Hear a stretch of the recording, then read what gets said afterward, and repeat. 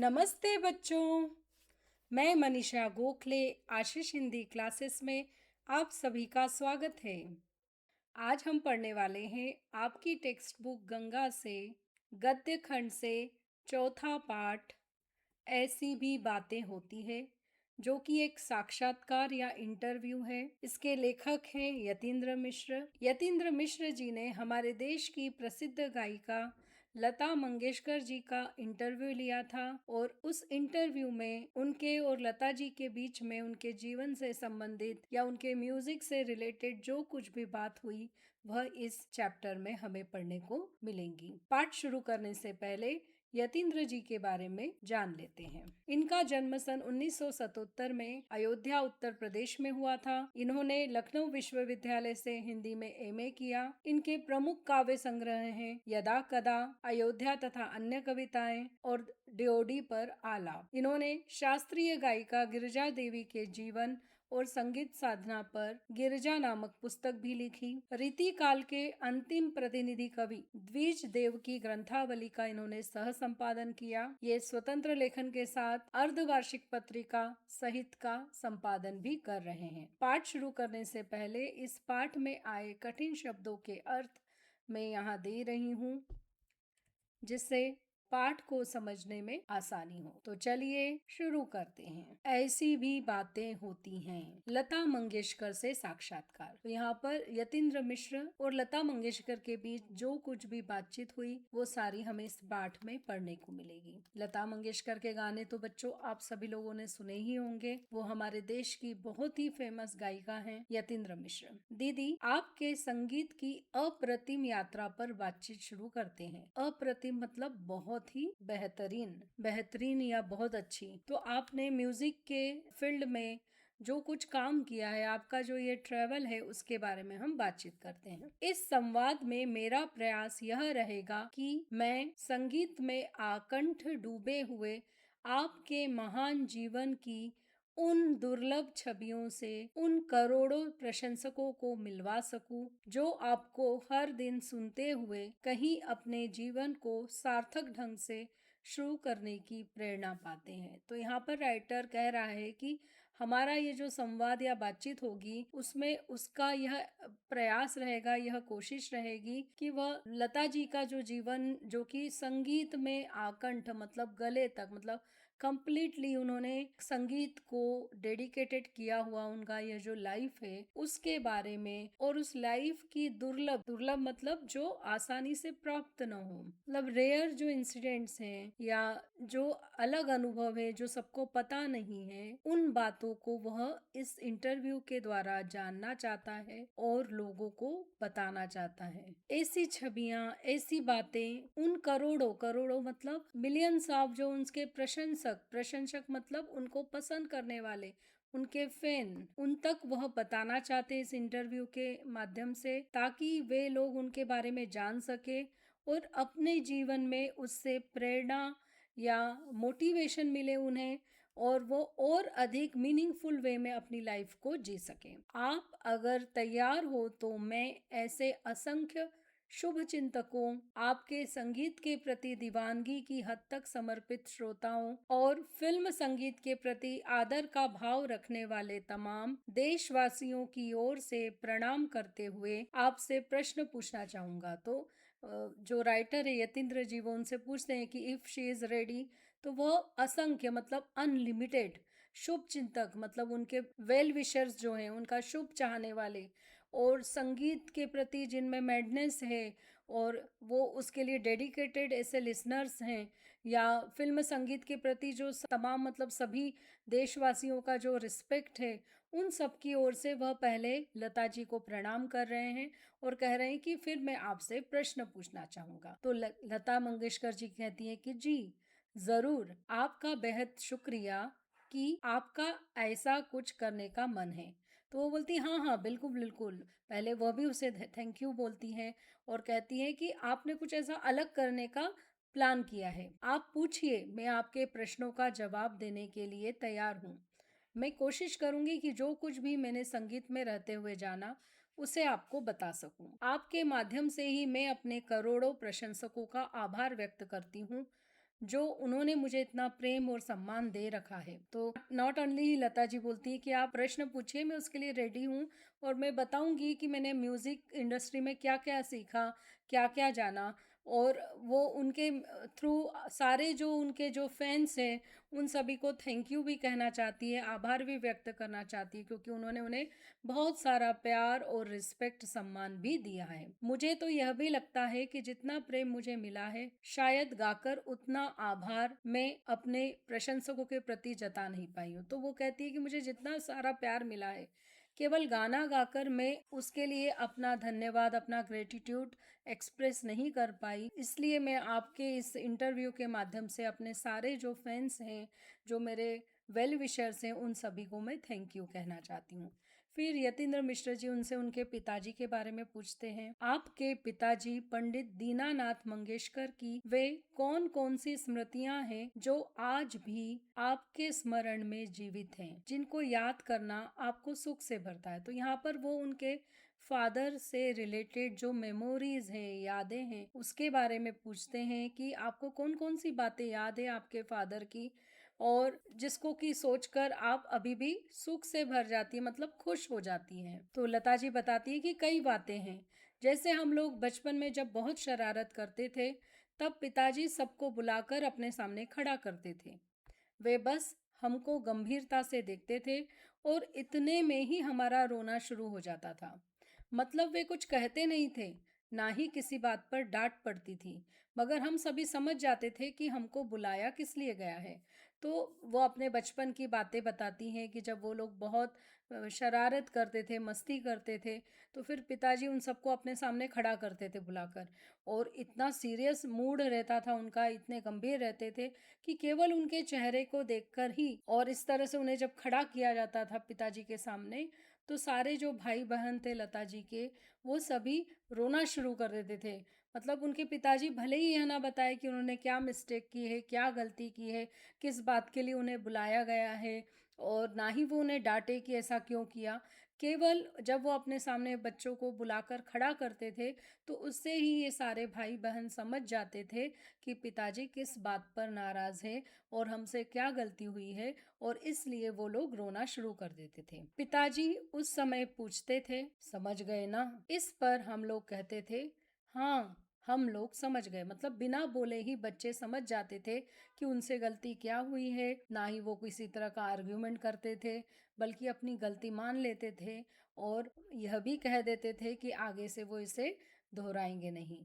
तो जैसे पिताजी उनसे बोलते थे कि डिड यू अंडरस्टैंड, समझ गए, तो वो लोग भी कह देते थे कि हाँ हम लोग समझ गए। इसके बाद वे कहते थे कि अच्छा अब जाओ बाहर जाकर खेलो। इस तरह हमारे पिताजी का गुस्सा था, जो बिना कुछ कहे ही हम भाई बहनों को डरा देता था। तो लता जी बता रही हैं कि पिताजी जबकि गुस्सा दिखाते नहीं थे, ना ही जोर से बोलते थे, ना ही डांटते थे, पर केवल उनके सामने खड़ा करने से ही हम सब भाई बहन बहुत डर जाते थे। आगे लता जी अपने पिताजी के बारे में बताती हैं कि मेरे पिताजी कमाल के आदमी थे, जिन्हें मैंने हमेशा अपने काम और संगीत में डूबा हुआ ही देखा। मतलब वो अपने वर्क के लिए और अपने म्यूजिक के लिए डेडिकेटेड थे। उनकी ड्रामा कंपनी के नाटक रात 9 बजे शुरू होते थे और देर रात 2 से 3 बजे जाकर समाप्त होते थे। इतनी देर एक नाटक में समय इसलिए लगता था कि एक नाटक के 5 अंक होते थे। यहाँ पर लता जी बता रही है कि उनके फादर की जो ड्रामा कंपनी थे,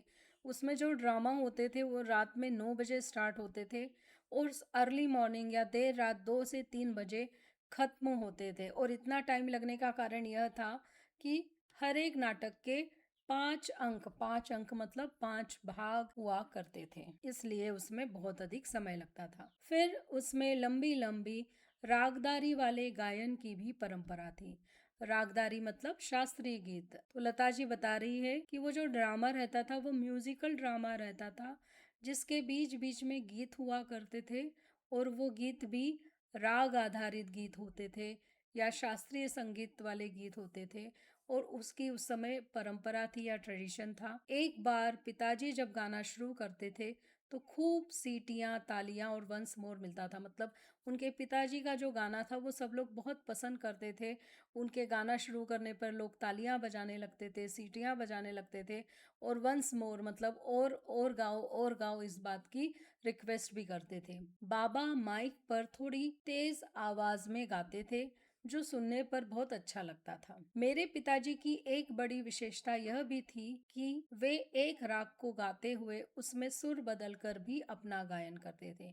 मतलब एक राग गाते समय किसी भी सुर को सा बनाकर इस तरह राग को बदल देते थे कि वह कुछ नया हो जाता था और फिर उसी समय नए राग में गाते हुए दोबारा से पहले राग और उसके सुर में वापस लौट आते थे। तो यहाँ पर जो एक्सपेरिमेंट उनके फादर म्यूजिक के साथ करते थे या क्लासिकल म्यूजिक में गायन करते समय करते थे कि एक राग को गाते हुए उसमें सुर को बदल देते थे। मतलब एक किसी एक सुर को सा मानकर उसके आगे के उस राग पर आधारित सुर गाते थे, तो वो कुछ अलग लगता था, डिफरेंट लगता था और इस तरह से गाते गाते फिर से वो वापस उस पहले सुर पर आ जाते थे और वहाँ से उस राग पर आधारित स्वर गाया करते थे। तो इस तरह से वो वेरिएशन करते थे अपने सिंगिंग में एक्सपेरिमेंट्स करते थे, जिसके कारण लोगों को उनका गाना बहुत पसंद आता था। उस समय म्यूजिकल ड्रामा बहुत चलन में था। मतलब वहाँ पर इसका ट्रेडिशन था म्यूजिकल ड्रामा मतलब संगीत नाटक का। मतलब ड्रामा और नाटक के साथ साथ उसमें म्यूजिक भी होता था। हमारे यहाँ कभी भी बिना म्यूजिक के कोई ड्रामा हुआ ही नहीं। एक नई बात मेरे पिताजी के नाटकों में यह भी थी कि वे पहली बार मराठी रंगमंच में कर्नाटक और पंजाब का संगीत लेकर आए। मतलब उन्होंने बाकायदा कर्नाटक जाकर वहाँ का कुछ गीत और संगीत सीखा था, जिसे अपने नाटकों में डाला था। तो मतलब महाराष्ट्र में उनका नाटक कंपनी थी। महाराष्ट्र मराठी भाषा में वो नाटक करते थे। लेकिन उसके साथ साथ उनके पिताजी ने एक और एक्सपेरिमेंट ये किया था कि मराठी रंगमंच पर मतलब मराठी नाटकों में उन्होंने कर्नाटक और पंजाब का म्यूजिक भी ऐड ऑन किया था। बकायदा मतलब उसके लिए प्रॉपरली सही ढंग से प्रॉपरली उन्होंने कर्नाटक जाकर उस संगीत को उस म्यूजिक को सीखा था और फिर अपने ड्रामाज में उसे ऐड ऑन किया था या उसे जोड़ा था। मुझे यह भी याद है कि जिस दिन कोई ड्रामा नहीं होता था उस दिन घर में संगीत की सभा होती थी और बहुत सारे लोग हमारे घर आते थे। फिर वे उसमें नाटक का कोई गीत नहीं गाते थे, बल्कि उस दिन सिर्फ शास्त्रीय संगीत होता था। मेरे पिताजी के गाए हुए शास्त्रीय संगीत के कई रिकॉर्ड HMV से रिलीज हुए हैं और जहाँ तक मुझे याद पड़ता है कि एक रिकॉर्ड उन्होंने राग जय जयवंती का भी बनाया था, जिसे मेगाफोन कंपनी ने बाजार में उतारा था। मतलब वो यह भी बताती है कि जिस दिन ड्रामा नहीं होता था उस दिन भी उसके फादर फ्री नहीं रहते थे, बल्कि उनके घर में संगीत की सभा या महफिल होती थी, मीटिंग होती थी और जिसमें कि बहुत सारे लोग घर में आते थे उनका गाना सुनने के लिए। उस दिन वो अपने नाटक या ड्रामा में से कोई सॉन्ग नहीं सुनाते थे, बल्कि वो क्लासिकल म्यूजिक या शास्त्रीय संगीत सुनाते थे। और उनके पिताजी ने जो शास्त्रीय संगीत गाया था मतलब उनके गाए हुए बहुत सारे शास्त्रीय संगीत के रिकॉर्ड्स HMB कंपनी ने रिलीज किए हुए थे। बहुत सारे उनके रिकॉर्ड्स थे। उसके अलावा एक रिकॉर्ड उनका राग जय जयवंती में भी था। क्लासिकल म्यूजिक का एक राग है जिसे कि मेगाफोन कंपनी ने मार्केट में सेल के लिए निकाला था। यतीन्द्र मिश्र जी फिर आगे उनसे पूछते हैं कि पिताजी से संगीत के अलावा आपने क्या क्या और सीखा। मतलब आपने अपने फादर से म्यूजिक तो सीखा ही, पर उसके अलावा और क्या क्या बातें आपने अपने फादर से सीखी। तब लता मंगेशकर उन्हें बताती हैं कि सबसे ज्यादा तो स्वाभिमान से जीने की प्रेरणा ये उन्होंने अपने पिताजी से सीखा। स्वाभिमान मतलब आत्मसम्मान या सेल्फ रिस्पेक्ट। उन्होंने जो संस्कार दिए उससे जिंदगी में सही बातों पर खड़े रहने की हिम्मत मिली। तो वो बता रही है कि उन्होंने जो उनको सिखाया, जो उन्होंने उनको संस्कार दिए, जो अच्छी बातें सिखाई, उसमें यही सिखाया कि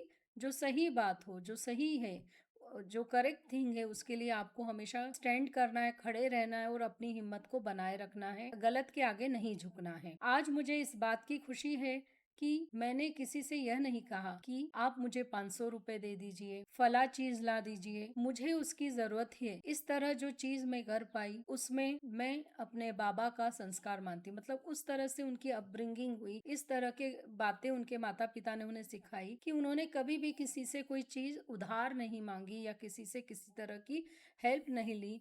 वो बता रही है कि उन्होंने कभी किसी से 500 रुपीज नहीं मांगे या कोई पर्टिकुलर चीज नहीं मांगी। इस कारण वो जो आज कर पाई उसके लिए वो अपने फादर के लिए बहुत थैंकफुल है। उनके ही संस्कार है, उनकी ही दी हुई यह शिक्षा है जिसके कारण वो ऐसा कर पाई। मैंने पिताजी में यह बात देखी थी कि हर हालात में कैसे रहना चाहिए। यह मेरे पिताजी ने ही मुझे सिखाया था कि अगर कोई बात तुम्हें सही लगती है तो उसे करो और किसी के आगे झुकने की जरूरत नहीं है। तो यहाँ पर लता जी बता रही हैं कि उनके पिताजी मतलब कभी कभी उनके लाइफ में जब कठिन प्रसंग आए, मुश्किल समय आया, तो भी उन्होंने हार नहीं मानी, कोशिश करते रहे, ना किसी से किसी तरह की हेल्प मांगी। और यही बात लता जी ने उनके फादर की लाइफ से सीखी। और उनके पिताजी यही सिखाते थे कि कोई बात अगर तुम्हें करेक्ट लगती है, सही लगती है, तो उसे करो, लेकिन किसी के सामने गलत बात के लिए झुकने की और या उसको मानने की जरूरत नहीं है। मतलब अगर आप डिसएग्री हैं किसी बात से तो उसे करने की जरूरत नहीं है। सेल्फ रिस्पेक्ट को लेकर जीना है, ना कि डिसरिस्पेक्ट के साथ जीना है। इस तरह जब मैं याद करती हूँ तो लगता है कि बाबा ऐसा कहते थे, बाबा ने यह कहा था, बाबा ने उस समय इस तरह कोई निर्णय लिया था, यह सब मेरे बड़े काम आया है। मतलब जो उनके फादर की लाइफ थी या फादर ने जो बोला था या फादर ने जो डिसीजंस लिए थे, उन सबको याद करके लता जी को अपनी लाइफ में डिसीजन लेने में बहुत मदद हुई और वह उनके बहुत काम आया। हमने हर तरह के दिन देखे थे, मतलब कभी उनकी जो कंपनी थी, ड्रामा कंपनी, वो बहुत चली और उन्हें बहुत प्रॉफिट हुआ, और कभी ऐसा भी हुआ कि ड्रामा कंपनी चलना बंद हो गई तो घर में गरीबी थी, 2 समय का खाना मिलना भी मुश्किल था। पिताजी की कंपनी जब अच्छी चलती थी तो हम सब लोग बड़े शान से रहते थे। फिर पिताजी के निधन के बाद हमें यह भी देखना पड़ा कि बुरे हालात में कैसे जीना है। मतलब जब उनकी ड्रामा कंपनी बहुत फेमस थी, बहुत चल रही थी, तो बड़े रिस्पेक्ट के साथ, बड़े एंजॉयमेंट के साथ वो लोग रहते थे। लेकिन उनके निधन मतलब मृत्यु के बाद उन्हें यह भी हुआ कि उनको बहुत गरीबी भरे दिन देखना पड़े, बुरे हालात में भी उन्हें जीना पड़ा। मेरी माँ का भी वही संस्कार था कि कैसे भी स्वाभिमान के साथ जी लेना है, मगर किसी के आगे जाकर हाथ नहीं पसारना है। मतलब किसी से हेल्प नहीं मांगना है, किसी से भीख नहीं मांगना है, सेल्फ रिस्पेक्ट के साथ हमें जीना है। यह उनकी माँ भी सिखाती थी, उनकी यह सीख थी। और देखिए, ये सब बातें मेरे कितने काम आई हैं। आज मेरे पास पैसे हैं और नाम है। हम आज जहाँ रहते हैं वह भले ही इतना छोटा सा घर है, पर उसमें हम लोग बहुत खुश हैं। इस बात के लिए भी ईश्वर को धन्यवाद करते हैं कि बाबा ने जैसा सिखाया था उस पर हम सभी भाई बहनों ने चलने का प्रयास किया। तो लता जी बता रही हैं कि पहले जो गरीबी के दिन थे वो अब काफी सुधर गए हैं, और पिताजी की ये सब बातें उनके कितने काम आई हैं, कितनी यूजफुल रही हैं। आज उनके पास पैसे भी हैं और वो फेमस भी हो गई हैं। भले ही वो जहाँ रहती है वो घर बहुत छोटा है, पर उसमें भी वो सभी भाई बहन बहुत खुश हैं, और इस बात के लिए भगवान को वो धन्यवाद भी करते हैं कि उनके फादर ने जिस तरह की लर्निंग उन्हें दी, जैसा सिखाया, उस पर सभी भाई बहन चले और उसे फॉलो करने की उन्होंने कोशिश की। फिर यतीन्द्र मिश्र जी उनसे पूछते हैं कि बचपन में आप सभी भाई बहन फिल्में देखकर उसकी नकल उतारते थे, किसी खास फिल्म को देखकर उसकी नकल का स्मरण करेंगी? तो यतीन्द्र मिश्र जी उनके बचपन की जो एक एक्टिविटी थी कि वो नकल उतारते थे, मिमिक्री करते थे फिल्मों की, उसके बारे में उनसे पूछते हैं कि वो कौन सी स्पेशल मूवी थी जिसकी कि आपने मिमिक्री की हो, क्या आपको वो याद है? तब लता मंगेशकर हंसते हुए बताती हैं, अरे यह तो हम सब भाई बहन बहुत करते थे। फिल्में ही थी जो मनोरंजन का एक ऐसा माध्यम थी जिनको देखकर बच्चे अपने ढंग से कुछ कुछ करते रहते थे। मतलब उस समय एंटरटेनमेंट के लिए मूवीज ही हुआ करती थी और जिसको देखकर बच्चे अपने तरीके से कुछ अलग करते रहते थे। वो और उनके सभी भाई बहन बहुत ज्यादा करते थे। मुझे याद है कि प्रभात फिल्म कंपनी की एक पिक्चर थी, संत तुकाराम। फिल्म में दिखाया गया है कि तुकाराम सदैव वैकुंठ जाते हैं, मतलब स्वर्ग में सदैव फुल बॉडी के साथ जाते हैं। और उन्हें लेने ईश्वर का विमान आता है, मतलब उनका यान या एरोप्लेन आता है ईश्वर का, जिसमें बैठकर कि वो ऊपर जाते हैं। वे यह गीत गाते हुए स्वर्ग जाते हैं। अमी जातो अमसा गावा, अमसा राम राम ध्यावा, मैं अपने गांव जा रहा हूँ, सभी लोग मेरा राम राम ले लीजिए। तो उसके लिए हम कमरे में घर भर के गद्दे तकिए एक के ऊपर एक रखकर ऊंचा स्वर्ग बनाते थे, जिस पर चढ़कर मैं बैठती थी और वहीं से यह गीत गाती थी। मतलब वह संत तुकाराम की एक्टिंग करती थी। घर में जितने भी बेड रहते थे या पिलोज रहते थे, गद्दे और तकिए रहते, उनको एक के ऊपर एक जमाकर वो ऊंचा एक हाइट का बना लेती थी, और जिसको कि वो स्वर्ग मानते थे, और उस पर वो चढ़कर बैठती और यह गाना गाती थी। नीचे कमरे में मीना, मेरे फूफा का बेटा पंडरीनाथ और आशा, ये तीनों तुकाराम के अनुयायी बनकर रोते थे और कहते थे, हमें भी साथ ले लीजिए, हमें भी साथ ले लीजिए, और वो खिलखिलाकर हंसती हैं। तो वो ये इंसिडेंट अपना बताती हैं कि कैसे हम सब बच्चे वो एक्टिंग करते थे और वो तुकाराम बन के ऊपर जाती थी, और उनके जो फॉलोअर्स हैं, अनुयायी मतलब पीछे चलने वाले या फॉलोअर्स, तो आशा, उनका एक कजिन ब्रदर पंडरीनाथ और मीना, ये रोने लगते थे। उस समय उषा बहुत छोटी थी, इसलिए वह इन नाटकों में नहीं रहती थी। तो यह सब होता था। हम बहुत सारी फिल्मों की नकल उतारते थे, जिनमें धार्मिक फिल्में ज़्यादा होती थी, क्योंकि पिताजी धार्मिक और देशभक्ति की फिल्मों के अलावा दूसरी फिल्में नहीं देखने देते थे, क्योंकि उस समय में छोटे बच्चों को सभी तरह की मूवीज़ देखना अलाउड नहीं था। तो उनके भी पिताजी उन्हें केवल रिलीजियस मूवीज़ जो आती थी या फिर देशभक्ति से रिलेटेड जो मूवी रहती थी, वही मूवीज़ देखने देते थे, और बच्चे फिर बाद में उन फिल्मों की नकल उतारते थे, उसकी मिमिक्री करते थे। उनका सख्त अनुशासन था, और यह सब काम चोरी चोरी तब होता था जब पिताजी घर के बाहर हो और यह जान ना पाए कि घर में फिल्मों का खेल खेला जा रहा है। मतलब बहुत डिसिप्लिन थे वो, स्ट्रिक्ट डिसिप्लिन था उनका, और उन्हें पसंद नहीं आता था कि बच्चे इस तरह की मस्ती कर रहे हैं।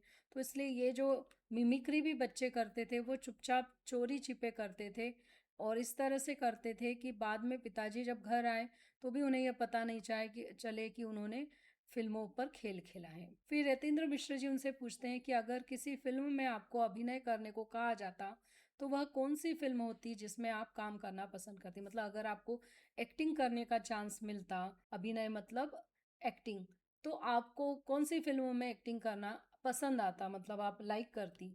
तो लता मंगेशकर कहती हैं कि मैंने शुरू में तो फिल्मों में काम ही किया था, और कुल 6 या 7 फिल्मों में किया था। मैं बहुत छोटी थी उस समय जब फिल्मों की दुनिया में अभिनय के मार्फत ही आई। मतलब फिल्म इंडस्ट्री में वो बतौर एज अ एक्ट्रेस ही आई, मतलब एक सहायक कलाकार के रूप में आई। एक्टिंग के कारण ही वो फिल्म इंडस्ट्री से जुड़ी। तो वो कह रही है कि नहीं, मुझे कोई ऐसा इंटरेस्ट नहीं है, बल्कि मैंने शुरू में फिल्मों में काम ही किया था, और 6-7 मूवीज़ में उन्होंने काम किया। मुझे कभी अच्छा नहीं लगा मेकअप करना, लाइट के सामने जाना, और काफ़ी लोग खड़े हैं तो उनके सामने कभी रो रहे हैं, कभी हंस रहे हैं, गा भी रहे हैं, और मुझे वह कभी अच्छा नहीं लगा। अच्छी फिल्मों को देखकर सराहने का जी ज़रूर करता है, मगर अभिनय करने के बारे में तो सोच भी नहीं सकती। तो मतलब भले ही उन्होंने 5-6 मूवीज़ में एक्टिंग की है, लेकिन उन्हें बिल्कुल अच्छा नहीं लगता था जब एक्टिंग के लिए उनका मेकअप किया जाता था या लाइट के सामने उन्हें जाना पड़ता था, और बहुत सारे लोगों के सामने कभी एक्टिंग करते हुए रोना पड़ रहा है, कभी हंसना पड़ रहा है, कभी गाना गाना पड़ रहा है, तो वो उन्हें अच्छा नहीं लगता था। हाँ, जो अच्छी फिल्में हैं उनको सराहना, उनको प्रेज़ करना, उनकी प्रशंसा करना ज़रूर अच्छा लगता था, लेकिन उन फिल्मों में काम करना वह पसंद नहीं करती थी। एक फिल्म हमारे यहाँ हिंदी और मराठी दोनों में बनी थी, छत्रपति शिवाजी। उसमें भालजी पेंडारकर थे, जिन्हें मैं बाबा कहती थी। मैं उनके पास गई, हालांकि उस समय मैंने अभिनय का काम छोड़ दिया था। मैंने उनसे खुद कहा, बाबा, मैं चाहती हूँ कि इस फिल्म का आखिर का जो गाना है उसमें 2 लाइनें मैं भी आकर गाऊं। तो फिर मैंने उसके हिंदी और मराठी दोनों ही संस्करणों में बात की 2 पंक्तियां गाई हैं, जिन दृश्यों में मैं मौजूद भी हूँ। मैं छत्रपति शिवाजी को बहुत पसंद करती हूँ, इसलिए बस इसी फिल्म के लिए मेरा मन हुआ कि भले ही एक दृश्य में सही, मगर यहाँ रहा जा सकता है। तो भले ही उन्हें मूवीज में काम करना पसंद नहीं है, लेकिन उन्होंने एक मूवी जो आई थी हिंदी में भी आई थी और मराठी में आई थी, छत्रपति शिवाजी, उसमें उन्होंने काम किया है। और खुद उन्होंने, जो भालजी पेंडारकर थे जिन्होंने ये मूवी बनाई थी, जिन्हें वो बाबा कहकर बुलाती थी, उन्होंने खुद उनसे रिक्वेस्ट की थी कि मैं इसमें फिल्म का जो लास्ट का सॉन्ग है उसकी 2 लाइनें गाना चाहती हूँ, आकर गाना चाहती हूँ, मतलब एक्ट भी करना चाहती हूँ। और क्योंकि उन्हें शिवाजी बहुत पसंद है और इसलिए वो इस मूवी में एक्टिंग करना चाहती थी और इस मूवी में गाना गाना चाहती थी। और भालजी पेंडारकर ने उन्हें यह मौका भी दिया और हिंदी और मराठी दोनों ही मूवीज़ में इसका जो हिंदी वर्जन था और जो मराठी वर्जन था, दोनों में ही लता जी ने 2 पंक्तियां गाई हैं। और वो उस सीन में प्रेजेंट भी है, मौजूद भी है, उपस्थित भी हैं। तो इस तरह से वो बताती है कि भले उस समय उन्होंने एक्टिंग करना छोड़ दिया था, पर फिर भी केवल इस मूवी में काम करने के लिए उन्होंने खुद रिक्वेस्ट की और एक दृश्य में उन्होंने काम किया। यतीन्द्र मिश्र फिर उनसे आगे पूछते हैं कि उस दौर में आपके काम की परिस्थितियां कैसी थी? क्या वे आपके हिसाब से धीरे धीरे अनुकूल होती गई अथवा वैसे ही हमेशा की तरह एक चुनौती का सबब बनी रही जैसे कि वे संघर्ष के दिनों में थी? तो उनसे पूछ रहे हैं कि उस दौर में, उस एरा में जब वो काम करती थी, तो उस समय की सिचुएशन कैसी थी? क्या आपके हिसाब से वो धीरे धीरे अनुकूल, मतलब उपयुक्त होती गई, फेवरेबल होती गई, या वैसे ही चैलेंज बनी रही, चुनौती बनी रही? चुनौती मतलब मुश्किलों का कारण बनी रही, या आपको थोड़ा सा आराम रहा बाद में इस इंडस्ट्री में काम करने में? सबब मतलब कारण, जैसे कि आपने स्ट्रगल के दिनों में क्या किया वैसा ही आपको आगे भी करना पड़ा या थोड़ा ठीक रहा? तो लता मंगेशकर बताती है कि यह कह पाना मुश्किल होगा कि मेरी परिस्थितियां कभी बहुत अच्छी या बुरी रही होंगी। मैं इन सब बातों पर ध्यान नहीं देती थी। मतलब लता मंगेशकर ने यह क्लियर कह दिया कि उनके लिए यह डिफिकल्ट है कहना कि जो सिचुएशन थी वो बहुत अच्छी थी या बहुत बुरी थी, क्योंकि वो इन बातों पर ध्यान ही नहीं देती थी। अलबत्ता मैं उस जमाने से लेकर बाद तक बहुत मेहनत से अपने काम करती थी। मुझे याद है कि मेरी रिकॉर्डिंग सुबह से रात तक चलती रहती थी। एक स्टूडियो से दूसरे और तीसरे स्टूडियो के चक्कर में ही पूरा दिन बीत जाता था। बल्कि वो बताती है कि उस समय में वो बहुत मेहनत करती थी अपने काम के लिए और उनकी कभी सुबह से लेकर रात तक रिकॉर्डिंग चलती रहती थी। एक स्टूडियो से दूसरे में जाती थी, दूसरे से तीसरों के वो चक्कर लगाते ही रहती थी और उसमें ही पूरा दिन बीत जाता था। मुझे अपने गाने और रिकॉर्डिंग के अलावा किसी दूसरी चीज की सुध नहीं रहती थी। मतलब उनको बस अपने गाने और रिकॉर्डिंग का ही ध्यान रहता था, बाकी बातों की तरफ वो ध्यान नहीं देती थी। हमेशा यही बात दिमाग में घूमती थी कि किसी तरह बस मुझे अपने परिवार को देखना है, फिर वह रिकॉर्डिंग का वक्त हो या घर का खाली समय, किस तरह मैं अपने परिवार के लिए ज्यादा से ज्यादा कमा कर उनकी जरूरतें पूरी कर सकती हूँ, इसी में सारा वक्त निकल जाता था। तो वो बता रही कि उस समय उनके माइंड में केवल एक ही बात चलती रहती थी कि किस तरह से वो अपने परिवार का ख्याल रखेंगी, किस तरह से वो पैसा कमाएंगी। रिकॉर्डिंग का समय हो तब भी उनके माइंड में यही बात चलती थी, फ्री टाइम में भी वो सोचती थी कि अगली अगली रिकॉर्डिंग उन्हें क्या मिलेगी और किस तरह से वह ज़्यादा से ज़्यादा कमा सके पैसे, जिससे कि उनकी फैमिली की जो रिक्वायरमेंट्स हैं, जो ज़रूरतें हैं, वो पूरी हो सके। और इसी में वो अपना सारा समय निकाल देती थी। आप मेरी परिस्थितियों के बारे में पूछ रहे हैं, तो सच बात तो यही है कि मुझे रिकॉर्डिंग से या उसकी तकलीफों से इतना फर्क नहीं पड़ता था जितना इस बात से कि आने वाले कल में मेरे कितने गीत रिकॉर्ड होने हैं। फला फिल्म के खत्म होने के बाद मुझे नए कॉन्ट्रैक्ट की दूसरी नई फिल्मों के गाने कब रिकॉर्ड करने, मतलब अगर अगली रिकॉर्डिंग का कोई चांस नहीं मिल रहा है या अगला कॉन्ट्रैक्ट नहीं मिल रहा है, तो उससे उन्हें फ़र्क पड़ता था, ना कि रिकॉर्डिंग के लिए जाने में आने में जो परेशानियां होती थी वो बातें उनको बॉदर नहीं करती थी। पर काम न मिलना ये बात उन्हें ज़रूर बॉदर करती थी, क्योंकि उनके ऊपर अपने भाई बहनों की, अपनी माँ की जिम्मेदारी थी, रिस्पॉन्सिबिलिटी थी। फिर यतीन्द्र मिश्र जी उनसे पूछते हैं कि बचपन का कोई ऐसा सपना जिसे पूरा करने की हसरत मन में बहुत दिनों तक पलती रही हो। तो वो पूछते हैं कि आपकी कोई हसरत, कोई चाह, कोई इच्छा है जो बचपन में आपकी थी, कोई ड्रीम आपने देखा हो और जिसे आप पूरा करना चाहती हो? तो लता मंगेशकर बताती हैं कि ऐसा कोई सपना तो खास नहीं है, मगर आपको बचपन की एक बात बताती हूँ। तो वो बोलती कि ऐसा कोई खास ड्रीम तो मेरा नहीं था, लेकिन एक इंसिडेंट मेरे चाइल्डहुड का मैं आपको बताती जानती हूँ कि मेरे पिताजी उस समय जीवित थे और जब वे अपने कार्यक्रमों के लिए तैयार होते थे तो उनको जितने मेडल मिले थे वे अपने कपड़ों पर सीने के बाई तरफ लगाते थे। वह जमाना ऐसा था जिसमें यह प्रचलन रहा कि कलाकार लोग अपने प्रदर्शनों में मिले हुए मेडल पहनकर ही बैठते थे। तो मतलब वो बता रही है कि जब उनके पिताजी जीवित थे, मतलब ही वॉज अलाइव,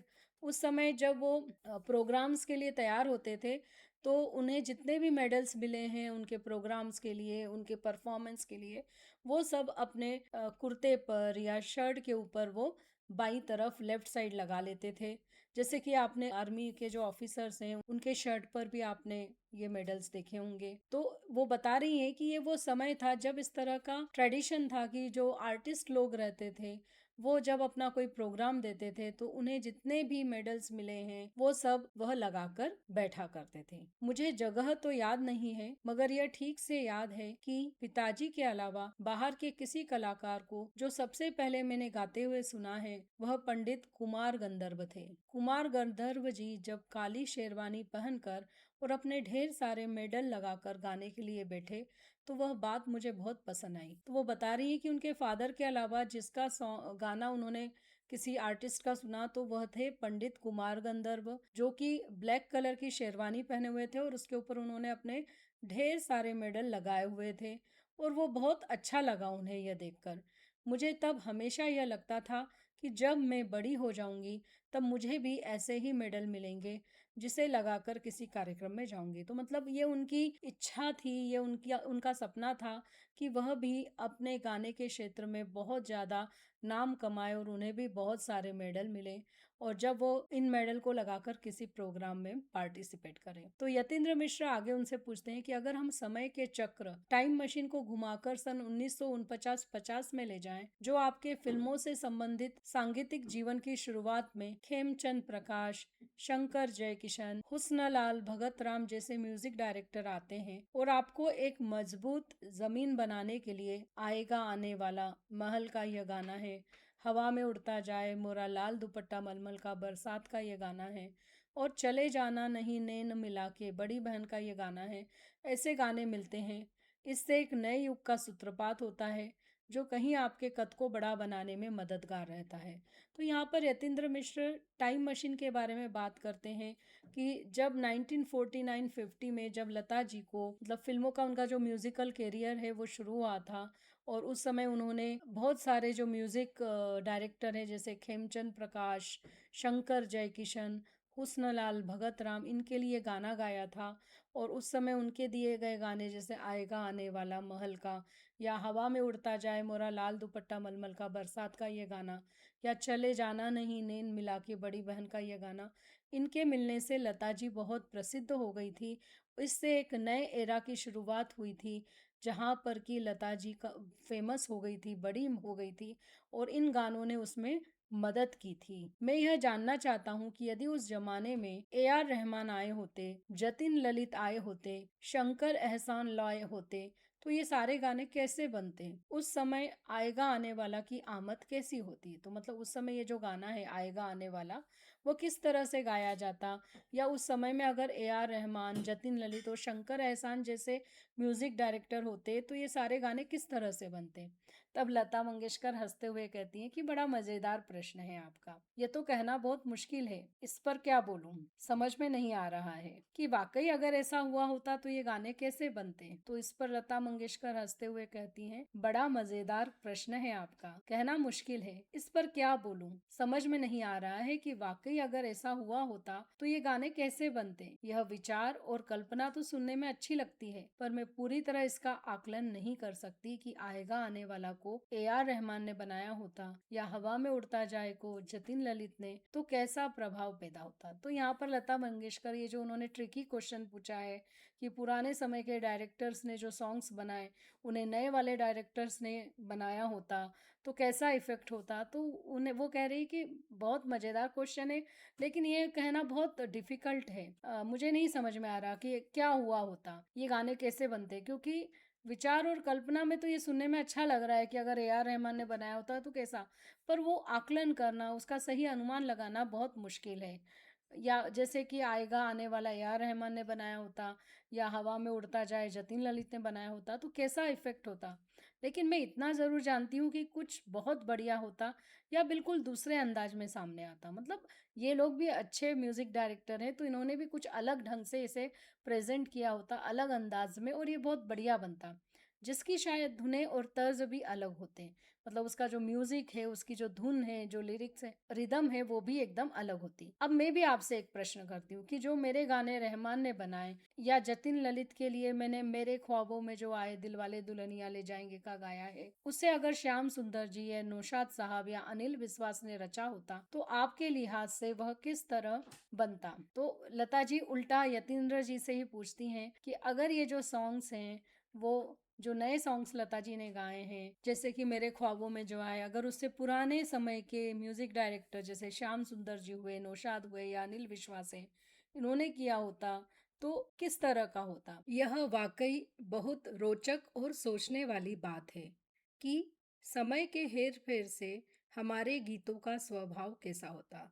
तो लता जी बोल रही है कि आपने जो क्वेश्चन पूछा है वो बहुत ही इंटरेस्टिंग, रोचक है, और सोचने वाला भी है कि अगर हम चेंज कर दें, मतलब अभी के जो संगीतकार है वो पुराने समय में चले जाएं, या जो पुराने समय के संगीतकार है वो आज के समय में हो, तो जो गीतों का जो स्वभाव है, जो नेचर है, उसमें क्या परिवर्तन होता। हाँ, इतना जरूर मैं कहना चाहूंगी कि पुराने समयों में जब मैंने महल, बड़ी बहन, बरसात, तराना, बाजार और संगदिल जैसी फिल्मों के लिए पार्श्व गायन किया था, उस समय तकनीकी रूप से सिनेमा में बहुत तरक्की नहीं हुई थी। तो वो बताती हैं कि जब ओल्ड टाइम में, जब पुराने समय में उन्होंने ये जो फेमस फिल्में हुई थी उस समय की, महल, बड़ी बहन, बरसात, तराना, बाजार और संगदिल, तो उसके लिए उन्होंने जो पार्श्व गायन किया था, पार्श्व गायन मतलब प्लेबैक सिंगिंग, मतलब किसी एक्टर के लिए उन्होंने जो गाना गाया था, जो फिल्मों में जिन एक्टरों पर वो फिल्माया जाता है, तो उस समय तकनीकी रूप से, मतलब टेक्नोलॉजी में उतनी ज्यादा तरक्की मतलब प्रगति या प्रोग्रेस नहीं हुई थी। आएगा आने वाला में मुझे हॉल में बहुत दूर से चलकर दबे पांव रिकॉर्डिंग वाले माइक तक आना पड़ता था, और उसी अनुपात में रिकॉर्डिंग के माइक पर स्वर का उतार चढ़ाव कैद किया जाता था। तो वो बता रही हैं कि जब पुराने समय में उन्होंने एक गाना गाया था, आएगा आने वाला आएगा, तो उस समय साउंड में जो उतार चढ़ाव बताना है, मतलब धीमी आवाज से शुरू करके तेज आवाज में, और फिर से तेज से धीमी आवाज में करने के लिए म्यूजिक इंस्ट्रूमेंट इतने अच्छे नहीं थे, टेक्नोलॉजी इतनी इम्प्रूव नहीं थी कि उसको चेंज किया जा सके, वॉइस में चेंजेस किए जा सके, इतनी अच्छी टेक्नोलॉजी नहीं थी। तो इसलिए वो क्या करती थी, हॉल में बहुत दूर से इतनी दबे पाव आती थी कि उनके चलने का आवाज माइक में रिकॉर्ड ना हो, और वो धीरे धीरे आती थी, तो जैसे धीमी आवाज से उनकी आवाज धीरे धीरे तेज हो जाती थी, और उसी तरह से रिकॉर्डिंग में उनके स्वर में वो उतार चढ़ाव दिखाई देता था। बहुत सारे ऐसे गाने मुझे याद हैं जिसमें कुछ विशेष प्रभावों को देने के लिए अनिल विश्वास, श्याम सुंदर, सज्जाद हुसैन, सलील चौधरी और सी रामचंद्र ने कुछ नए तरीके और अजीबोगरीब टोटके आजमाए थे, जिनसे गीतों में वह प्रभाव पैदा हो सका। मतलब वो बता रही है कि पुराने समय में चूंकि टेक्नोलॉजी उतनी डेवलप नहीं थी, तो स्पेशल इफेक्ट देने के लिए, विशेष प्रभाव देने के लिए उस समय के जो म्यूजिक डायरेक्टर थे, अनिल विश्वास, श्याम सुंदर, सज्जाद हुसैन, सलील चौधरी और सी रामचंद्र, वो नए नए टेक्निक्स यूज करते थे, अजीबोगरीब ढंग के रहते थे, और जिससे कि गानों में एक अलग स्पेशल इफेक्ट आ जाता था। आज जो स्थिति है और जिस तरह हमारी तकनीक विकसित हो चुकी है, उसमें अगर इन लोगों को काम करने का मौका मिलता तब तो कमाल ही हो गया होता। तो वो कह रही है कि आज जब टेक्नोलॉजी इतनी डेवलप हुई है, ऐसे समय में अगर अनिल विश्वास जी, श्याम सुंदर, सज्जाद हुसैन, मतलब पुराने समय के जो म्यूजिक डायरेक्टर्स हैं, संगीतकार हैं, उन्होंने काम किया होता आज के समय में, तो कुछ ग्रेट ही किया होता। न जाने कितना और अधिक एडवांस किस्म का ये लोग संगीत रचते, आप सोच सकते हैं। ठीक उसी तरह जैसा सुंदर और स्तरीय संगीत आज के संगीतकार बना रहे हैं, रहमान, जतिन ललित और तमाम अन्य लोग अगर पीछे जाकर काम करते तो मुश्किलें आती और कितना संघर्ष करते हुए वे सब अपना गाना बनाते, इसका अंदाजा भी लगाया जा सकता है। तो ऐसे ही जो एडवांस टाइप का आज का म्यूजिक आ रहा है वो लोग भी उससे अच्छा बना पाते। तो उसी तरह अगर आज के जो लोग हैं, जो म्यूजिक डायरेक्टर हैं, रहमान है, जतिन ललित हैं और भी तमाम, मतलब सारे सारे जो दूसरे म्यूजिक डायरेक्टर है, अगर वो पुराने समय में होते जबकि टेक्नोलॉजी इतनी एडवांस नहीं थी, इतने ज़्यादा साधन नहीं थे, तो उनको बहुत सारी मुश्किलें, कठिनाइयाँ आती और उन्हें बहुत स्ट्रगल करना पड़ता, संघर्ष करना पड़ता। इसका अंदाज़ा अंदाज़ा मतलब अनुमान हम लगा सकते हैं।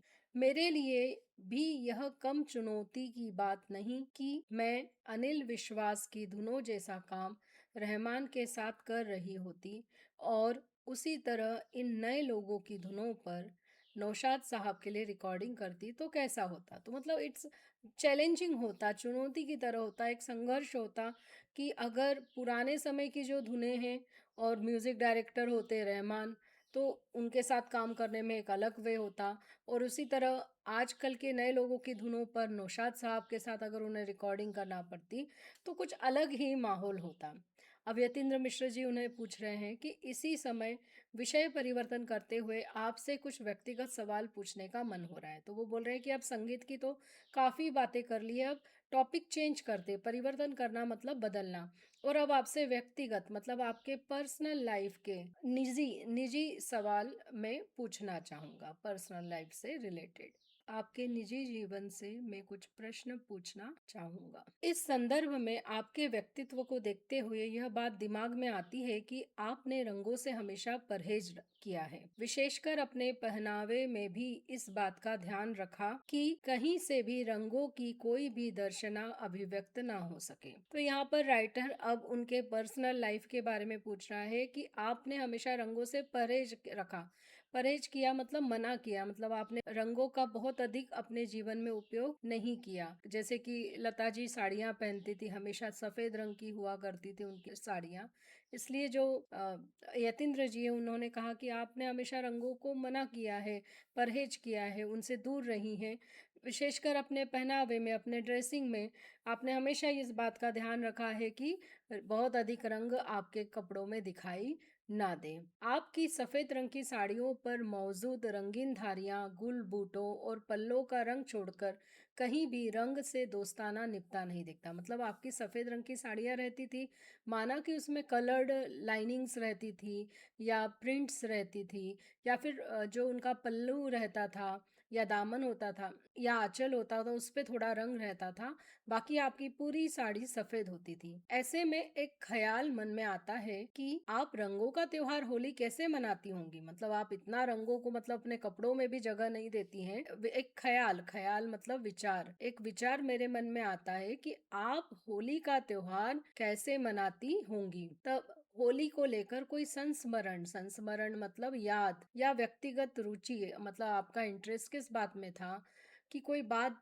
जो आप यहाँ साझा करना चाहती है, साझा करना मतलब बांटना चाहती है, शेयर करना चाहती हैं, तो ज़रूर बताइए कि आप होली किस तरह से मनाती थी जबकि आप रंगों को अपने कपड़ों में भी जगह नहीं देती हैं। तो लता मंगेशकर तब बताती हैं कि हम होली खेलते थे, यह बहुत पहले की बात है जब मेरे पिताजी जीवित थे। मतलब जब उनके पिताजी जीवित थे, मतलब जिंदा थे, उस समय जब वो लोग होली खेलते थे तो उन दिनों की बात वो बता रही हैं। आजकल तो मैंने होली खेलना ही बंद कर दिया है। पहले सारा दिन रंग खेलना और भीगना और बाद में जाकर देर शाम तक नहाना, अब यह सब सालों से अच्छा नहीं लगता। मतलब वो बताती हैं कि बचपन में वो बहुत होली खेलती थी, सारा दिन रंग से खेलती थी और भीगते भी थे पानी में, और बाद में देर शाम को वो नहाते थे। लेकिन अब सालों से उन्हें यह सब अच्छा नहीं लगता है और उन्होंने होली खेलना बंद कर दिया है। यह जो होली पूरे देश में प्रचलित है, हम उसे होली की तरह नहीं मनाते थे। मेरा मतलब यह है कि होली के एक दिन पहले जब होली जलाते हैं और उस समय होलिका की पूजा होती है, उसमें जो प्रसाद चढ़ाया जाता है, उन तमाम तरह की मिठाइयों को होलिका में डालते हैं। नारियल भी होलिका में आखिरी में जलाया जाता है, जिसे जल जाने के बाद आग से निकालकर उसे तोड़कर प्रसाद लेते हैं। वह जो राख बनती है उसे उठाकर दूसरे दिन एक दूसरे पर डालते हैं। इसे हम लोग गुड़बड़ कहते हैं। होली के बाद 5वें दिन रंग पंचमी आती है। उस दिन मेरी माँ और पिताजी हम सब भाई बहनों पर केसर घोलकर थोड़ा छिड़कते थे। माँ घर में कुछ मीठा बनाती थी जो भगवान को चढ़ाकर हमें प्रसाद में खाने को मिलता था। तो वो बता रही है कि जो होली का त्योहार है उनके घर में अलग तरह से मनाया जाता था। होली के एक दिन पहले जब होली का दहन होता था तो उसमें जो कुछ भी प्रसाद चढ़ाया जाता था वो सारी मिठाइयाँ होलिका में डाल दी जाती थी। नारियल भी अंत में जलाया जाता था और जल जाने के बाद में उस नारियल को बाहर निकालकर उसे तोड़कर उसका प्रसाद एक दूसरे को बांटा जाता था। और वहीं जो राख उस होलिका दहन में बनती थी उसी को दूसरे दिन वे एक दूसरे पर डालते थे और इसे लोग कहते थे गुड़बड़। होली के 5वें दिन रंग पंचमी मनाई जाती थी, जिस दिन उनकी उनके माँ और पिताजी केसर में घुले हुए जो पानी में केसर घोलकर एक दूसरे पर छिड़कते थे। मतलब रंगों से नहीं खेलते थे, केवल केसर के पानी से भाई बहनों पर थोड़ा छिड़कते थे। और माँ मिठाई बनाती थी, भगवान को नैवेद्य दिखाकर प्रसाद सबको खाने को मिलता था। हम सभी की अलग अलग आरतियां भी माँ उतारती थी और इस तरह हमारे घर में बचपन में होली का त्योहार मनता था। यह होली जो आजकल प्रचलित है इसका कोई प्रभाव हमारे घर में नहीं था। मतलब घर में रंगों से नहीं खेला जाता था।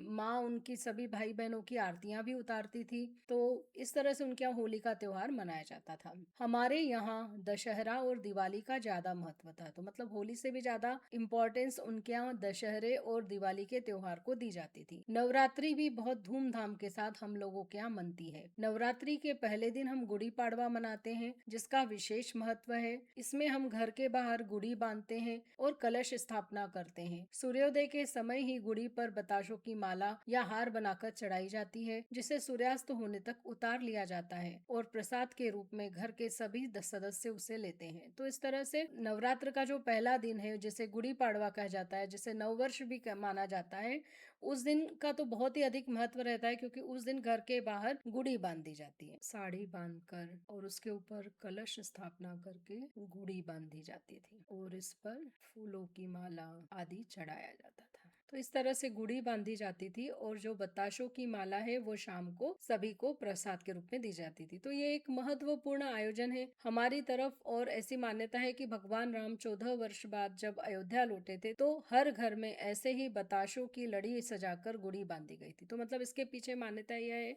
कि भगवान राम जब 14 साल का वनवास पूरा करके अयोध्या लौटे थे तो उनके स्वागत में हर घर में इसी तरह से गुड़ी बांधी गई थी। महाराष्ट्र में ऐसा ही कहा जाता है। पहले दिन गुड़ी बांधने के बाद 9 दिन तक उत्सव मनाया जाता है जिसके अंत में नवमी पर राम जी के जन्मदिन की तिथि रामनवमी आती है। तो महाराष्ट्र में यही माना जाता है और इसीलिए पहले दिन गुड़ी बांधी जाती है और 9 दिन तक यह उत्सव या त्योहार मनाया जाता है। और उसके बाद में नवमी के दिन राम जी के जन्म तिथि होने के कारण उस दिन उनका जन्म दिवस रामनवमी के रूप में मनाया जाता है। तो यह त्योहार हम राम आगमन मानकर मनाते हैं, जबकि बाकी जगहों पर दुर्गा की आराधना में नवरात्र होता है। महाराष्ट्र में उस तरह नवरात्र नहीं मनता जिस तरह गुजरात, उत्तर प्रदेश और राजस्थान में दुर्गा की आराधना में यह त्योहार मनाया जाता है। तो महाराष्ट्र में राम के आगमन के उपलक्ष्य में नवरात्र मनाया जाता है, जबकि बाकी जगहों में दुर्गा देवी की पूजा करने के लिए, उनकी आराधना करने के लिए नवरात्र होता है।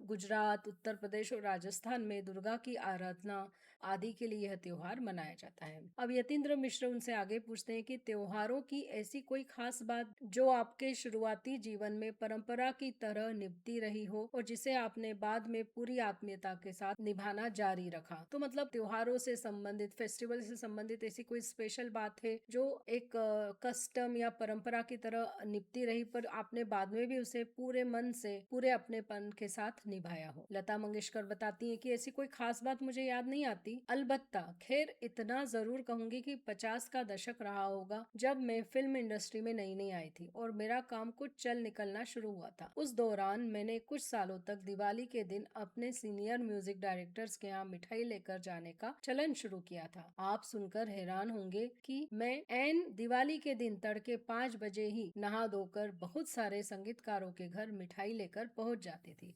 तो वो बता रही है कि 50s का टाइम था जब वो फिल्म इंडस्ट्री में थोड़ी नई नई आई थी, पर अपने काम के कारण थोड़ा थोड़ा वो अपनी जगह बना रही थी। तो उस समय उन्होंने कुछ सालों तक दिवाली के दिन अपने जो सीनियर म्यूजिक डायरेक्टर्स है, जो संगीतकार है, उनके यहाँ वो मिठाई लेकर जाती थी। ये उन्होंने चलन या परंपरा शुरू की थी। हैरान मतलब आश्चर्यचकित, सरप्राइज्ड। मतलब वो कहती हैं कि जो यतीन्द्र जी है वो यह बात सुनकर हैरान आश्चर्यचकित हो जाएंगे कि वह दिवाली के दिन, मतलब जिस दिन दिवाली रहती थी उस दिन तड़के, मतलब सुबह सुबह 5 बजे उठकर नहा धोकर संगीतकारों के घर मिठाई बांटने जाती थी। एक बार बड़े मजेदार वाक्या मतलब घटना या किस्सा हुआ कि मैं नौशाद साहब के घर सुबह करीब 5:30 बजे पहुंच गई, और जब कॉल बेल बजाया तो उनिंदे से नौशाद साहब मुझे गेट पर खड़ा देखकर डर गए।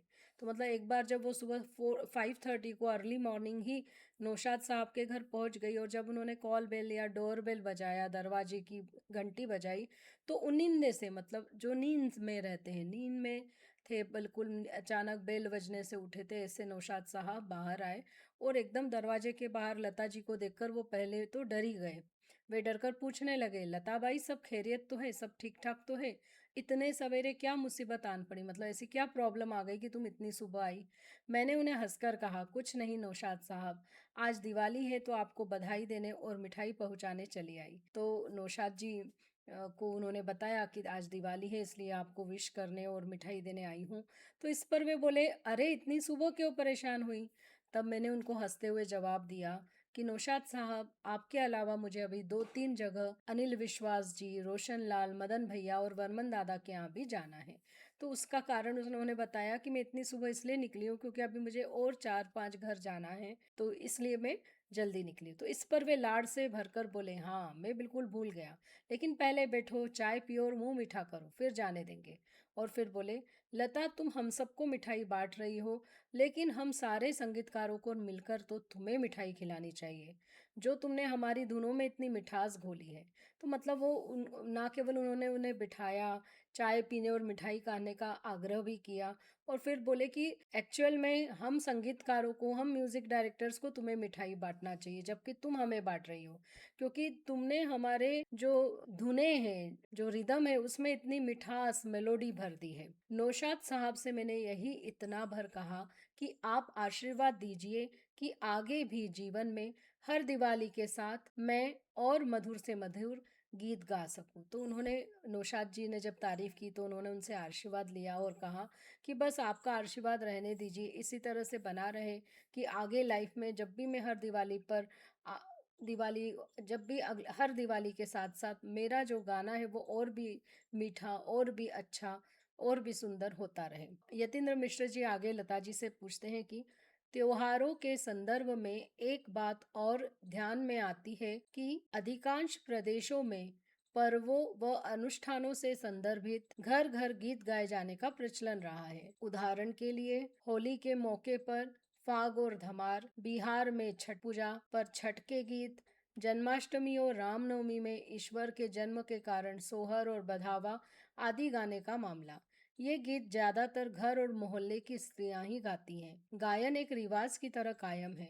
ऐसे में महाराष्ट्र के संदर्भ में आपके देखे ऐसे कौन से अवसर आए हैं? तो यहाँ पर यतीन्द्र जी ने त्योहारों के समय में जो गीत गाए जाते हैं उनके बारे में बातचीत की। उन्होंने कहा कि बहुत से स्टेट्स में पर्वों, मतलब त्योहारों के समय या कोई विशेष अनुष्ठान, कोई कार्यक्रम होता है तो घर पे गीत गाए जाते हैं, उसका एक ट्रेडिशन है, प्रचलन है। तो जैसे कि उन्होंने बताया कि होली के मौके पर फाग और धमार गाया जाता है, बिहार में छठ पूजा पर छठ के गीत गाए जाते हैं छठ माता के लिए, जन्माष्टमी और रामनवमी में ईश्वर के जन्म के कारण सोहर और बधावा गाया जाता है। और यूजुअली ये जो गाने हैं वो घर की और मोहल्ले की, कॉलोनी की जो महिलाएं होती है वही गाती हैं। तो इस तरह से गाना एक रिवाज, एक रीति या कस्टम है, एक परंपरा है। तो वैसे ही क्या महाराष्ट्र में भी किसी विशेष त्योहार पर आपने देखा है कि कोई विशेष गाने गाए जाते हैं? इस पर लता जी हंसते हुए बताती है कि हमारे यहाँ होली और दिवाली पर तो इस तरह घरों में गीत नहीं होता। यह जरूर है कि विवाह के बाद जब नई बहू घर में आती है तब एक पूजा होती है घरों में, जिसमें पास पड़ोस की बहुत सारी औरतें आती हैं। यह मंगलागौर कहलाता है। तो तब लता जी ने बताया कि हमारे यहाँ होली और दिवाली पे कोई घरों में गीत नहीं गाए जाते, पर हाँ, विवाह के बाद नई दुल्हन के आने पर, नई बहू के आने पर एक पूजा होती है जो मंगलवार के दिन होती है, और तब आस पड़ोस की महिलाएं उस कार्यक्रम में आती है, उसे मंगलागौर कहा जाता है। सारी औरतें बिल्कुल मुग्ध भाव से गीत गाती हैं और नाचती भी है। तो इसमें मन मुग्ध भाव से मतलब उसमें रम कर गीत गाती हैं और नाचती भी है, बिल्कुल ठेठ गवई मतलब ठेठ गांव के अंदाज में यह मंगलागौर का उत्सव मनाया जाता है। मगर आहिस्ता आहिस्ता वह भी अब खत्म हो रहा है। मुझे अच्छी तरह से याद है, जब मैं बहुत छोटी थी तब घर परिवार या पड़ोस में किसी की भी शादी के बाद यह मंगलागौर मनाया जाता था, और हम सभी लोग उसमें खूब नाचते गाते थे। उनमें स्त्रियां नौटंकी और तमाशा की तरह भी कुछ कुछ करती थी, मतलब कोई कुछ भी रूप धरकर नाचता था। मतलब वो बता रही हैं कि जब वो छोटी थी तो उनके फैमिली में, घर परिवार में या उनके नेबरहुड में अगर किसी के यहाँ शादी के बाद मंगलागौर का प्रोग्राम होता था तो वे सभी बच्चे वहाँ जाते थे और खूब नाचते गाते थे।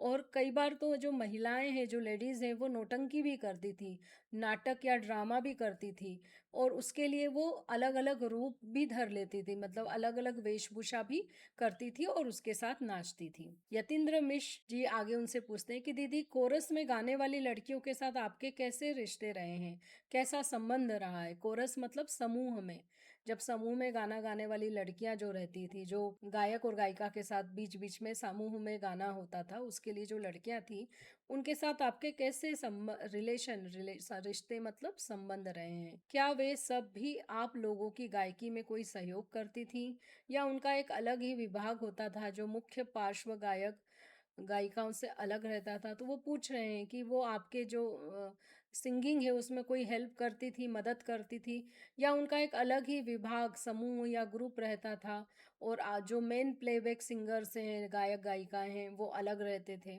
तब लता मंगेशकर बताती हैं कि उस वक्त ऐसा ग्रुप था जो सब जगह जाता था, मतलब केवल एक ही म्यूजिक डायरेक्टर के पास में नहीं, वो जो कोरस गाने वाली लड़कियों का ग्रुप था वो हर जगह आता था।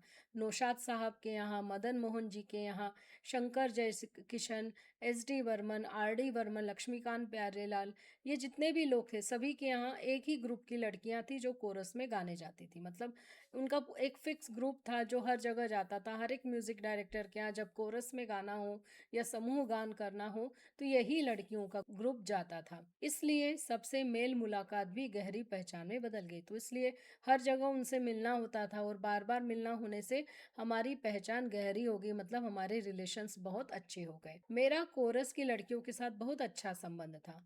मतलब जितनी भी लड़कियां थी वो बिल्कुल मेरे घर जैसी थी, मतलब फैमिली की तरह वो ट्रीट करती थी। सबका ही घर में आना जाना होता था। मीना की शादी जब कोल्हापुर में हुई तो कोरस की सारी लड़कियां और लड़के वहां आए थे, और उन लोगों ने वहां खूब गाने गाए और डांस किया था। तो फिर वो बताती हैं कि इतना अच्छा रिलेशन था उन सब लड़कियों से कि वो उनके फैमिली मेंबर जैसी हो गई थी, और वो कई बार उनके घर आती जाती रहती थी। यहाँ तक कि उनकी छोटी बहन मीना की शादी जब कोल्हापुर में हुई थी तो ये सारे कोरस में गाने वाले जो लड़कियाँ और लड़के थे, वे लोग उस शादी में उन्होंने पार्टिसिपेट किया था, भाग लिया था, और उन्होंने बहुत सारे गाने वहाँ पर गाए थे और डांस भी किया था। जहाँ तक मुझे याद पड़ता है, सन 1960 में जो ग्रुप कोरस गाने वालों का हमें मिला था वह लगभग 80 तक वैसे ही चला। तो मतलब वो बता रही है कि 1960 से जो ये ग्रुप बना हुआ था, ग्रुप सिंगिंग करने वाले लोगों का, वो कंटिन्यूअस रहा 1980 तक। बिल्कुल सिमिलर लोग हर जगह कोरस के गाने गाने के लिए आते थे। 1980 के पास जाकर वह बदला गया, मतलब उसके बाद में उनमें चेंज हो गए, क्योंकि उनमें से कुछ लड़कियों ने गाना बंद कर दिया था और कुछ लोगों ने यह काम ही छोड़ दिया था। तो कुछ लड़कियों ने तो गाना बंद ही कर दिया था और कुछ लोगों ने तो जॉब ही छोड़ दिया था। फिर 80 के बाद तो यह भी हो गया था कि कोरस वालों का म्यूजिक पहले रिकॉर्ड हो जाता था, बाद में हम लोग जाकर अपने गाने गा आते थे। तो मतलब 80s के बाद में टेक्नोलॉजी बहुत डेवलप हुई, चेंज हुआ, तो अब क्या होता था, रिकॉर्डिंग एक साथ नहीं होती थी, अलग अलग होती थी। तो जो ग्रुप सॉन्ग गाने वाले लोगों का ग्रुप था, उनका जो म्यूजिक था वो पहले ही रिकॉर्ड हो जाता था म्यूजिक के साथ। फिर बाद में जो मेन प्लेबैक सिंगर है या जो गायिका है वो लोग जाकर अपने अपने गाने गा आते थे। उससे पहले के दौर में पुरुष और स्त्री आवाज़ों के कोरस हम लोगों के गीतों के साथ ही रिकॉर्ड होते थे। मतलब 1980s के पहले जो पुरुष और महिला, जो बॉयज़ और गर्ल्स की आवाज़ होती थी ग्रुप में, वो इन लोगों के साथ में जो मेन प्लेबैक सिंगर्स हैं, गायक गायिका हैं, उनके साथ ही रिकॉर्ड होते थे। भले ही वह गाना डुइट हो या फिर कोई सोलो सॉन्ग हो। मतलब अगर वो लड़का और लड़की या दो लोगों ने एक साथ गाया हो, डुइट सॉन्ग हो, या फिर कोई सोलो सॉन्ग हो, मतलब अकेले ने गाया हुआ सॉन्ग हो। अक्सर मुकेश भैया और मेरे गाने या किशोर कुमार और मेरे गानों में कोरस की लड़कियां साथ ही गाती थी। तो यूजुअली लता जी का जो मुकेश जी के साथ में गाना है या फिर किशोर कुमार के साथ में जो लता जी के गाने हैं, उनमें जो कोरस की लड़कियां थी, जो ग्रुप सॉन्ग गाने वाली लड़कियां थी, वो उनके साथ ही गाती थी। उनमें से कुछ के नाम तो मुझे अभी भी याद हैं। मतलब यह पुरानी बातें फिर भी लता जी कह रही हैं कि उन लोगों के नाम मुझे अभी भी याद हैं। बहुत सुरीला गाती थी कुछ लड़कियां, जिनमें कविता, गांधारी, कल्याणी, सुमन और रेखा थी। यह सब मुझे बड़ी भली और अच्छी लगती थी। मतलब वो उन्हें बहुत पसंद करती थी।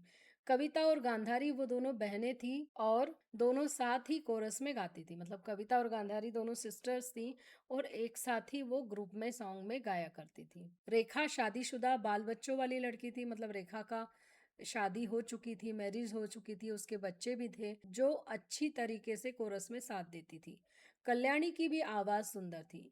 यह सब इतनी भली थी कि जब रिकॉर्डिंग के लिए आती थी तो अक्सर वहाँ स्टूडियो में ज़्यादा कुर्सियाँ नहीं होती थी। वे सब मज़े से ज़मीन पर बैठती थी और अक्सर मैं भी रिकॉर्डिंग में आकर वहीं ज़मीन पर बैठकर उन सभी के साथ बातें करती थी। यह मैं उन कोरस गाने वाली लड़कियों की बात कर रही हूँ जो बहुत शुरुआती दौर में लगभग 50 और 60 के दशक में संगीतकारों के यहाँ कोरस गाने के लिए जाती रही है। तो ये जो लता जी इन लड़कियों के बारे में बता रही है, वो 50s और 60s की बात है कि तब वो जो लड़कियां थी वो इतनी सिंपल भोली भाली थी कि कभी अगर रिकॉर्डिंग के समय अगर स्टूडियो में चेयर्स कम होती थी, कुर्सियां कम होती थी, तो वो बड़े आराम से ज़मीन पर बैठ जाती थी, कंप्लेंट भी नहीं करती थी। और कई बार यह होता था कि लता जी भी रिकॉर्डिंग में वहाँ आती थी तो उनके साथ ज़मीन पर बैठ जाती थी, नीचे बैठ जाती थी और उनसे ढेर सारी बातें करती थी।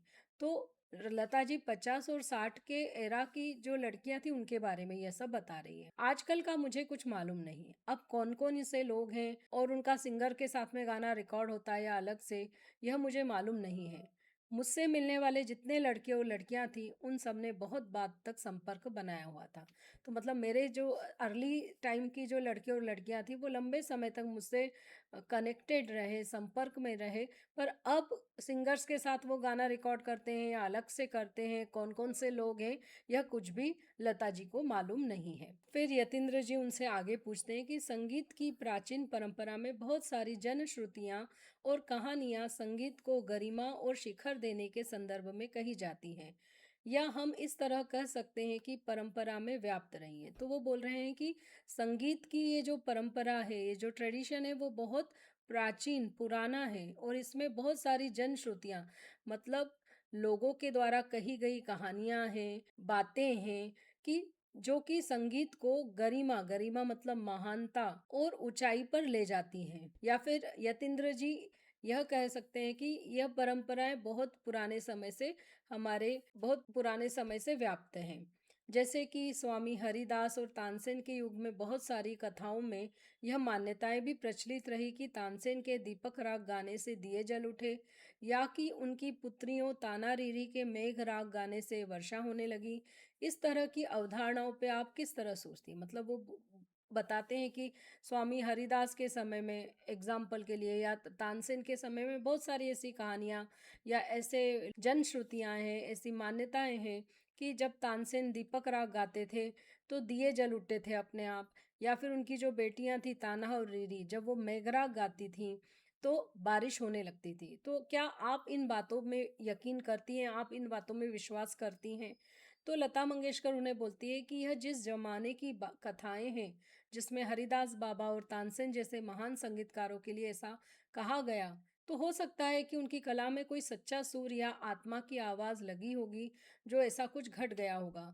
ऐसा हम आदर में मान लेते हैं। तो वो बोलती है बहुत पुराने समय की कहानियां हैं, जबकि हरिदास और तानसेन जैसे महान संगीतकार थे, म्यूज़िक डायरेक्टर्स थे, जिनका म्यूज़िक अपने आप में ही अलग था, तो हो सकता है कि उनके जो आर्ट है उसमें कोई सच्चा सुर होगा या उनकी जो सोल की आवाज़ होगी, जिसके कारण ऐसा कुछ हो गया होगा और हम रिस्पेक्ट के साथ इस बात को मान लेते हैं।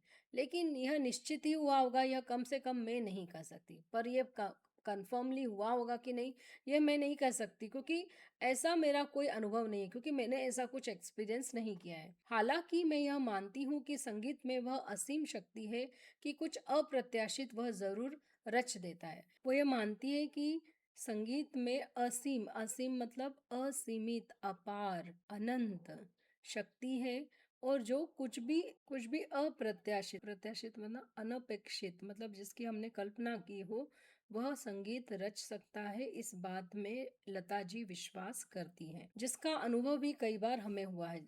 कई बार अपने बाबा पंडित दीनानाथ मंगेशकर को सुनते हुए भी मैं कुछ अप्रत्याशित अनुभव करती थी, मतलब कुछ अलग, कुछ विशेष मैंने एक्सपीरियंस किया है जब मैंने अपने पिताजी को भी गाते हुए देखा है। आपको एक वाकया, एक घटना बताती हूँ। मैं मुंबई में उस्ताद अली अकबर खां और पंडित रविशंकर का एक कंसर्ट सुन रही थी। मैं श्रोताओं की पंक्ति में बिल्कुल आगे बैठी अली अकबर भाई का वादन सुन रही थी और वे अत्यंत मंत्रमुग्ध किस्म का वादन कर रहे थे। तभी कुछ समय बीता होगा, मसलन 50-60 मिनट की ठंड से उनके सरोद का एक तार टूटा और उन्हें बजाना बंद करना पड़ा। तो वो बताती है कि वो अली अकबर खां का और पंडित रविशंकर का एक कंसर्ट, एक प्रोग्राम सुन रही थी और वो श्रोताओं की पंक्ति में थे, ऑडियंस की लाइन में सबसे आगे बैठी हुई थी और अकबर भाई का वादन सुन रही थी, तो वो बहुत मंत्र मुग्ध करने वाला था, मतलब मन को मोहने वाला वादन वो कर रहे थे, सरोद वादन। और लगभग 50 से 60 मिनट, मतलब 1 आवर हुआ होगा कि एकदम उनके सरोद का एक तार टूट गया और उन्हें बजाना बंद करना पड़ा। जब वे उठकर पीछे ग्रीन रूम में गए तो उनसे मिलने मैं भी वहां गई। मैंने बोला, आप बहुत सुंदर बजा रहे थे, काश कि यह तार ना टूटता और हम पूरी तरह राग को अंत तक सुन पाते। तो लता जी ने उनकी तारीफ की वहां जाकर और ये भी कहा कि यदि उनका तार नहीं टूटता तो लास्ट तक वह राग सभी को सुनने को मिलता। तो इस पर अली अकबर भाई ने एक बड़ी मार्मिक, मन को छूने वाली बात कही, जो आज तक मुझे भूलती नहीं। मतलब लता जी आज भी उस बात को नहीं भूली है और इसीलिए यतीन्द्र को वो घटना बता रही हैं कि वे बोले, बहन जब बहुत सुर में तार लगता है तो टूट जाता है। मतलब सुर बहुत स्ट्रांग था पर तार उतना स्ट्रांग नहीं था, इसलिए टूट गया। उन्होंने अपने सुर को इतने पवित्र भाव से इतना डूब कर लगाया कि सरोद का तार टूट गया। इस प्रसंग से मुझे लगता है कि संगीत की सीमा इतनी अनंत है कि तार भी शुद्ध स्वर के आघात को सह नहीं पाता, टूटकर अलग हो जाता है। आज जब उस्ताद अली अकबर खां या पंडित रविशंकर के संदर्भ में इन बातों को सोचती हूँ तो इस बात पर विश्वास करने का मन होता है कि हो सकता है मियाँ तानसेन से कोई ऐसा सच्चा सुर जरूर लगा होगा कि बारिश हो गई या दीपक जल उठे। तो वो बताती है कि इस इंसिडेंट से, इस प्रसंग से मुझे लगता है कि संगीत की जो लिमिट है वह अनलिमिटेड है, अनंत है, उसका कोई सीमा नहीं है। तो उस शुद्ध स्वर को, उस प्योर साउंड को तार भी सहन नहीं कर पाया, उसका आघात सहन नहीं कर पाया और टूटकर अलग गया। तो आज जब भी मैं अली अकबर खां या पंडित रविशंकर के बारे में ये बातें सोच रही हूँ तो मुझे इस बात पर विश्वास करने का मन हो रहा है कि जो मियाँ तानसेन होंगे उनने सच में ही इतना प्योर, इतना सच्चा सुर लगाया होगा कि बारिश हो गई या दीपक जल उठे। तब यतीन्द्र मिश्र जी लता जी से पूछते हैं कि दीदी आप तो घर घर में व्याप्त हैं, मतलब हर जगह लोग आपका गाना सुनते हैं, आपकी आवाज़ हर घर में पहुंच चुकी है, आपकी आवाज़ से लोगों की सुबह होती है। अगर मैं अतिरिक्त, मतलब बहुत ज़्यादा नहीं कर रहा तो यह कहना बाजिब होगा, बाजिब मतलब सही है, कि आप अमर हैं और दूसरी लता मंगेशकर होना इस दुनिया में संभव नहीं है। तो यहाँ पर यतीन्द्र जी उनकी तारीफ करते हुए कहते हैं कि आपका जो गाना है हर घर घर तक पहुँच गया है, हर जगह आप उपलब्ध हैं, लोगों की सुबह आपका गाना सुनकर होती है। और मैं बहुत बड़ा चढ़ाकर नहीं कह रहा हूँ, लेकिन यह कहना बिल्कुल सही होगा कि आप अमर हो गई हैं, आपकी आवाज़ अमर हो गई है और दूसरी लता मंगेशकर इस दुनिया में होना संभव नहीं है, पॉसिबल नहीं है। तब लता जी कहती हैं कि मुझे भगवान ने बहुत कुछ दिया है, मतलब वह अपना ग्रेटिट्यूड एक्सप्रेस करती हैं। मुझे किसी बात की शिकायत नहीं है, कोई कंप्लेंट नहीं है, मैं बहुत खुश हूँ। आप जैसे लोग अगर ये मानते हैं कि मैं अमर हूँ, तो यह मुझे मिलने वाले उस प्यार जैसा ही है, दुनिया ने मुझे दिया है। मतलब आप मुझको अमर मान रहे हैं, इमॉर्टल मान रहे हैं, तो ये बिल्कुल आपके दुनिया ने जो मुझे प्यार दिया है उसकी तरह है। मेरा गाना अमर है, पर शरीर तो अमर नहीं है। मतलब वो कहती है कि माना कि मेरा जो म्यूज़िक है, मेरे जो सॉन्ग्स हैं, वो अमर है, वो हमेशा बने रहेंगे, पर मेरा शरीर तो आज नहीं तो कल खत्म होना है, उसे तो जाना ही है, आज नहीं तो कल, कल नहीं तो परसों या किसी ना किसी दिन। इस बात पर मुझे कोई अफसोस नहीं होगा, क्योंकि मुझे इस बात की खुशी है कि मेरी आवाज़ हमेशा लोगों के बीच में रहेगी। इसलिए इस बात का अफसोस या दुख मुझे नहीं होगा। वह तो होकर रहेगा, क्योंकि शरीर तो एक ना एक दिन नष्ट होना ही है। हमारे यहाँ यही कहा जाता है, गाँव गेला वाहुन नाव गेला राहुन। तो मतलब गाँव तो बह जाता है, लेकिन जो नाम है वह रह जाता है।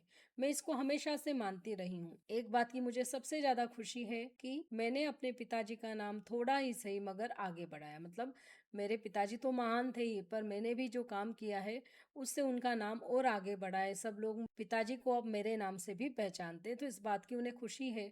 और वो कहती है कि गांव तो बह जाता है, मतलब परिवार तो छूट जाता है, लेकिन नाम रह जाए, यह बहुत इम्पोर्टेंट है कि लोग आपको आपके काम से याद रखें। आज मुझे लगता है कि हे प्रभु, तुमने जो भी दिया वह बहुत दिया, दूसरों से कहीं ज़्यादा दिया। अपनी कृपा की छाया से जैसे मुझे छां दी है, वैसे ही हर एक कलाकार और नेक इंसानों के ऊपर भी रखना, यही प्रार्थना है। तो लता जी यहाँ केवल भगवान को उन्होंने जो कुछ दिया है उसके लिए धन्यवाद दे रही हैं, और अपना सेटिस्फेक्शन भी बता रही हैं कि दूसरों से कहीं ज़्यादा आपने मुझे दिया है, और आपकी यह कृपा की जो छाया है, जैसे आपने मुझ पर वो कृपा की छाया दी, वैसे ही हर उस एक कलाकार जो कि ईमानदार है, अच्छा इंसान है, उसके ऊपर भी आप अपनी कृपा दृष्टि रखना। तो इस तरह से लता जी अपने इंटरव्यू के अंत में ईश्वर से यह प्रार्थना करती हैं। आपको मेरा यह वीडियो कैसा लगा, कमेंट में ज़रूर लिखें। आप किन टॉपिक्स पर वीडियो देखना चाहते हैं, यह भी लिखकर बताएं। अगर आपने मेरे चैनल को सब्सक्राइब ना किया हो, तो ज़रूर सब्सक्राइब करें। अगले वीडियो में हम चर्चा करेंगे इस पाठ के प्रश्नोत्तरों पर। तब तक के लिए धन्यवाद।